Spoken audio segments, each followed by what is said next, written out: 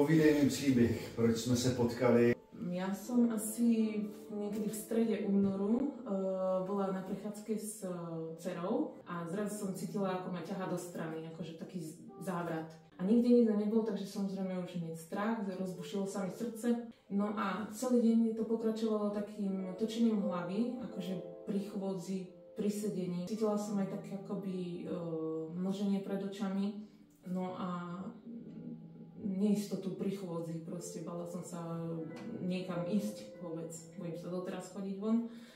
No a trvalo to asi 4 týždne, hlavne ma trápi asi to točenie hlavy a tie občasné závraty a takisto mám aj bolesti hlavy, ale to som aj mávala, také skôr fakt by som to prirovnala možno k migréně. Samozřejmě bolí ma záda úplně všade. Takže tady už vidím první základní věci.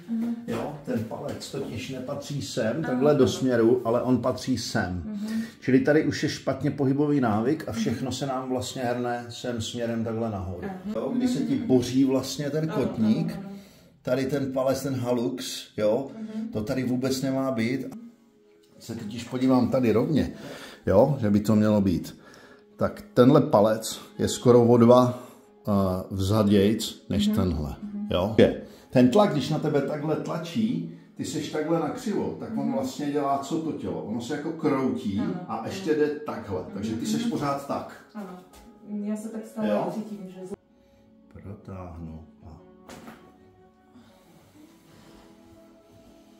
Tady? Jsme tady?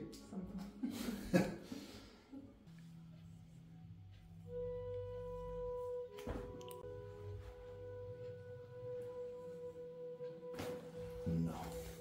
To bolo teda uvoľňujúce.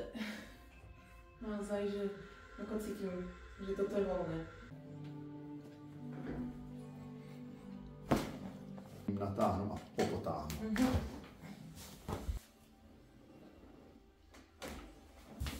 Zatlač loktama trochu dopředu. Super. Po útoku.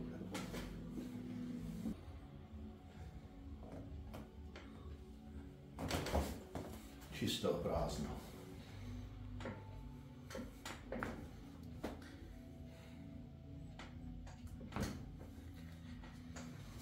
Proto jedu po vrstvách. Jedu po vrstvách, abych uvolnil a někdy se ozve takový puk a odlepí se od sebe ty svaly. Čiže to je, jak kdyby byli přilepení žvejkačkou. Aha. Jak se cítíš teď? Teraz dobre, cítím, jak sa mi odlepujú žvejkačky. Nedokázala som mať zaostrený pohľad na jednu vec. Zatiaľ teraz môžem pozerať. Akože dobré. Jaký z toho máš pocit, z toho celku? Výborný.